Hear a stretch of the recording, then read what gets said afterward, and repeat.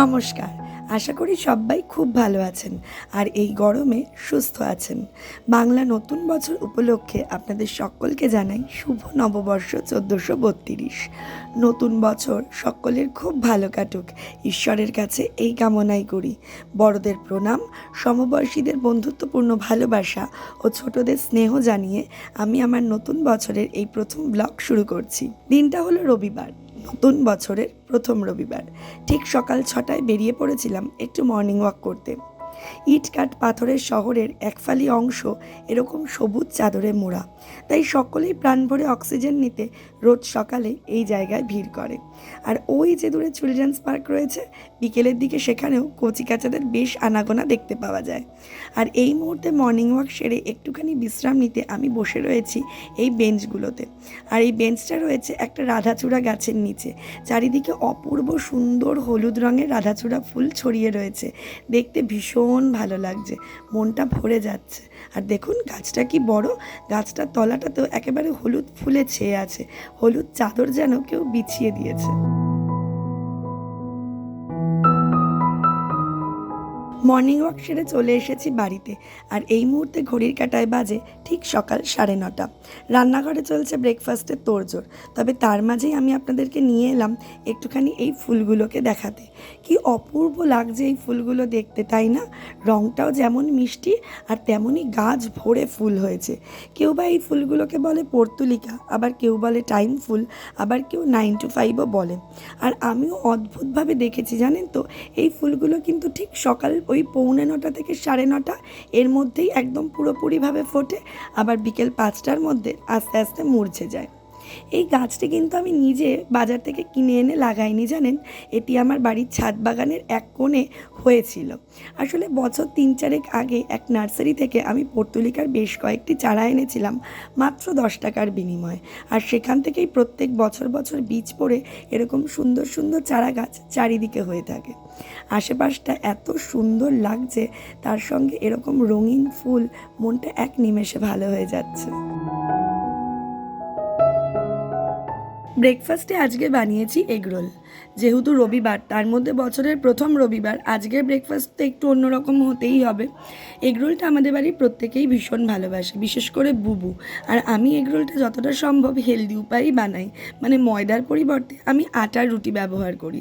তার সঙ্গে একটা ডিম রয়েছে বেশ কিছু স্যালাড, আর একটু সস বেশি করে দিয়ে দিলেই বুবুর একদম পছন্দের খাবার হয়ে যায় এটা। মাঝে মধ্যে আমি এটা বুবুকে স্কুলের টিফিনেও দিয়ে থাকি। এটা অনেকক্ষণের জন্য কিন্তু পেটটাকে ভরিয়ে রাখে। আর আজকে আবার দুপুরে রান্নাবান্নার কোনো ঝক্কি ঝামেলা আমায় নিতে হবে না, কারণ আজকে দুপুরে আমরা একটুখানি বাইরে খাওয়া দাওয়া করতে বেরোবো। পয়লা বৈশাখ এবছর পড়েছিল মঙ্গলবার। বুবু স্কুল ছুটি থাকলেও বুবুর বাবার ছিল অফিস, তাই সেভাবে বুবুকে নিয়ে কোথাও বেরোনো হয়নি। হ্যাঁ, নিয়ম মাফিক বুবুকে নতুন জামা কাপড় পরিয়েছিলাম ঠিকই, কিন্তু একটু সবাই মিলে সময় কাটানো, একসঙ্গে কোথাও খেতে যাওয়া বা ঘুরতে যাওয়া, সেগুলো কোনোটাই করা হয়নি। তাই আজ ইচ্ছে রয়েছে বুবুকে নিয়ে একটু বেরোনোর, আর সেই অনুযায়ী চলে এসেছি বুবুকে নিয়ে বাইরে খাওয়া দাওয়া করতে। জায়গাটা দেখে কি কেউ চিনতে পারছেন? যারা বিরিয়ানি লাভার তাদের এই জায়গাটার এক ঝলক দেখেই কিন্তু চিনতে পেরে যাওয়ার উচিত। এই জায়গাটা হচ্ছে দাদা বৌদির বিরিয়ানি। ঠিকই ধরেছেন, ব্যারাকপুরের দাদা বৌদি। তো চলে এসেছি দাদা বৌদির বিরিয়ানিতে। আর এখন এদের রেস্টুরেন্টটা এত সুন্দর করেছে, চারিদিকটা এত ঝাঁ চকচকে, এত সুন্দর যে বলারও বাইরে, ভাবনারও বাইরে। একটা মানুষের যে পরিশ্রম, তার কাজের প্রতি নিষ্ঠা, একাগ্রতা, যে সেই মানুষটাকে মানে উন্নতির কোন চরম সীমায় নিয়ে যায়, তা এই দাদা বৌদির রেস্টুরেন্টকে দেখলেই বোঝা যায়।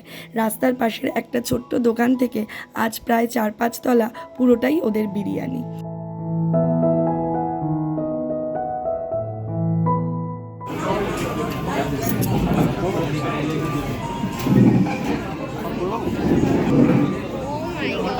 খাবে কেউ?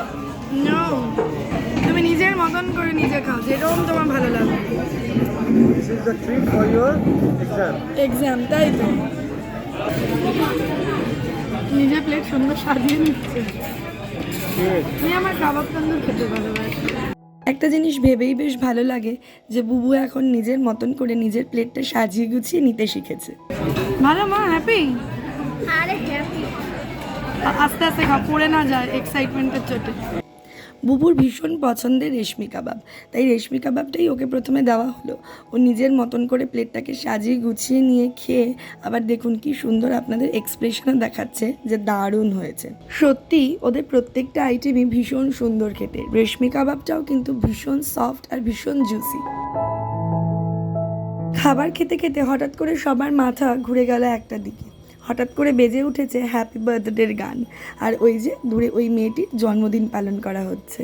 চলুন ওর জন্মদিন ওখানে পালন করা হোক, দূর থেকেই ওকে জন্মদিনের শুভেচ্ছা জানিয়ে আমরাও ঝাঁপিয়ে পড়ি আমাদের স্টার্টারের দিকে।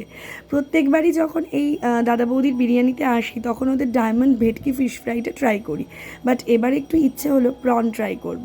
তাই টেম্পোরা প্রন বা ওই গোল্ডেন ফ্রাই প্রন এরকমই কিছু একটা নাম ছিল এই ডিশটার। তো এটাই অর্ডার করেছিলাম দুটো, একটা শর্মাদার জন্য, একটা আমার জন্যে। অসম্ভব সুন্দর দেখতে এটাকে, মানে গোল্ডেন কালারে, তার সঙ্গে রয়েছে একটা সস যেটার মধ্যে ডিপ করে খেলে এটার স্বাদটা আরও অনেক বেশি বেড়ে যাচ্ছে। একটা সুন্দর কোটিং যেটা বাইরে থেকে যতটা মুচমুচে ভেতর থেকে মাছটা ততটাই সফট। তো চলুন একটুখানি সসে ডিপ করে মুখে দিয়ে দেওয়া যাক।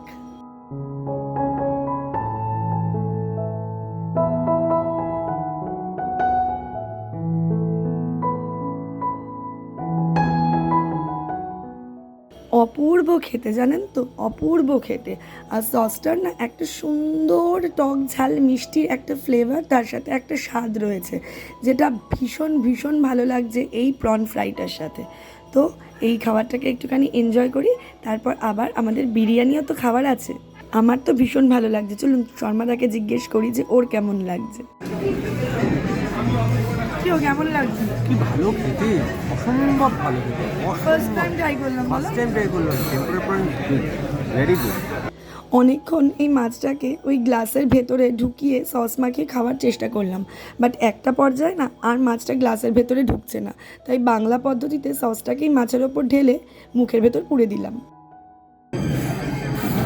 ভালো, রেশমি কাবাব ভালো। Enjoy your food. Thank you. Bangla নববর্ষের উদযাপন, বাঙালি খাবার দাবার আজকে খেতেই পারতাম, কিন্তু বুবুর পছন্দের ছিল বিরিয়ানি। আর মাঝে মধ্যে বাচ্চারা বড় হলে তাদের মতামতকেও যথেষ্ট গুরুত্ব দিতে হয়। সেই অনুযায়ী আজ আমাদের খাবার নির্বাচন। চলুন, চলে এসেছে বিরিয়ানি। দাদা বৌদির বিরিয়ানির এই জিনিসটা আমার ভীষণ ভালো লাগে। যত দামি প্লেট বা যত দামি জিনিসের ওপরই দিক না কেন, ওই বিরিয়ানিটা কিন্তু সেই কলাপাতার ওপরেই দেয়, আর তাতে একটা অদ্ভুত সুন্দর গন্ধ ভেসে আসে। এই জায়গাটা না পুরো মাটনের গন্ধে, ঘিয়ের গন্ধে আর ওদের সুন্দর রাইসের গন্ধে মোমো করছে।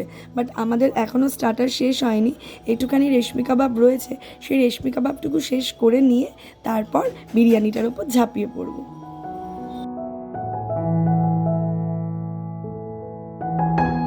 চলুন, স্যালাড আর সসও চলে এসেছে। আর বেশিক্ষণ বিরিয়ানিকে সামনে রেখে অপেক্ষা করা যাবে না, তাহলে একেবারে অবস্থা খারাপ হয়ে যাবে। বিরিয়ানিটা ভীষণ ভালো, ভীষণ ভালো। দাদা বৌদির বিরিয়ানি নিয়ে তো আলাদা করে বলার কিছু নেই। দাদা বৌদির বিরিয়ানি এখনও পর্যন্ত আমার বেস্ট লাগে। একটা দারুণ মাটনের পিস পেয়েছি, তার সঙ্গে রয়েছে একটা বিরাট বড় সাইজের আলু, যেটা আমার ভীষণ ফেভারিট। তো সব কিছু মিলিয়ে মিশিয়ে চলুন বিরিয়ানিটা ট্রাই করা যাক।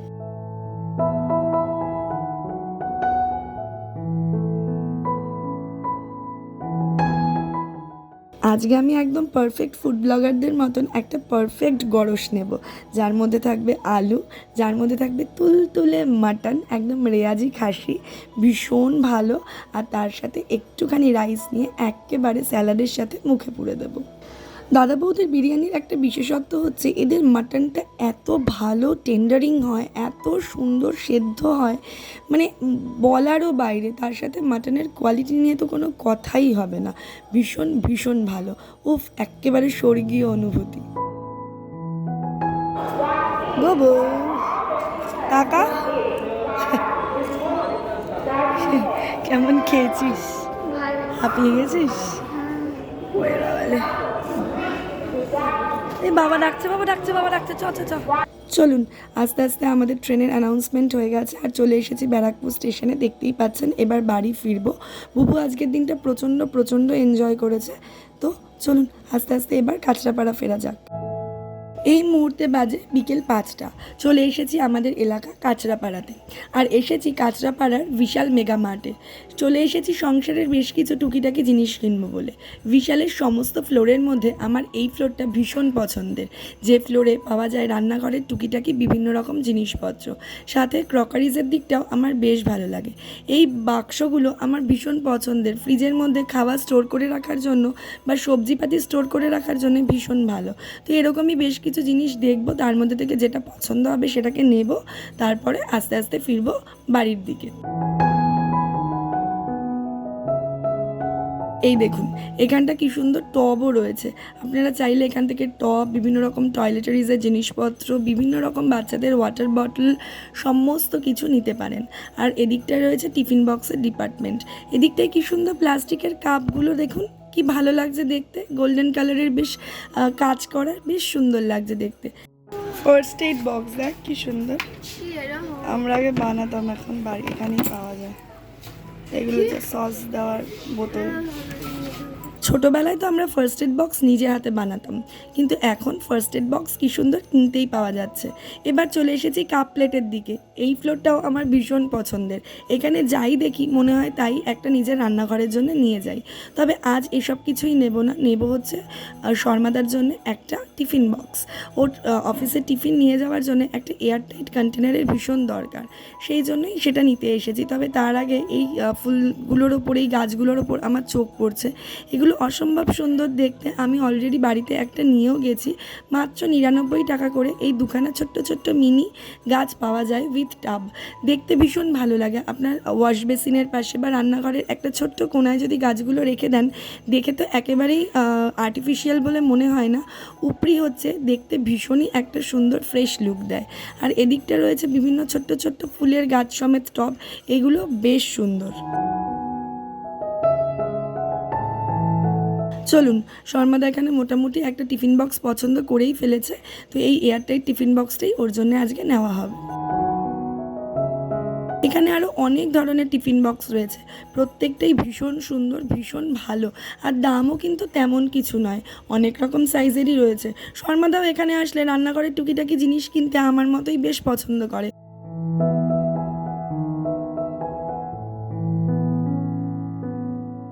চলুন, বিল করতে করতে আর জিনিসপত্র দেখতে দেখতে বেশ রাত্রি হয়ে গেল। এখন ঘড়ির কাঁটায় বাজে প্রায় 8:30 মতন। তাই ভাবলাম রাতের খাবারটা বাইরে থেকে খেয়ে একেবারেই বাড়িতে ঢুকি, রাত্রে গিয়ে আজ আর কোনো কাজকর্মে হাত দেবো না। নিয়ে নিয়েছি রুটি, তড়কা আর তার সঙ্গে স্যালাড। তো আজকের মতন ভিডিওটাকেও আমি এখানেই শেষ করছি। আজকের দিনটা আমাদের ভীষণ ভালো কাটলো।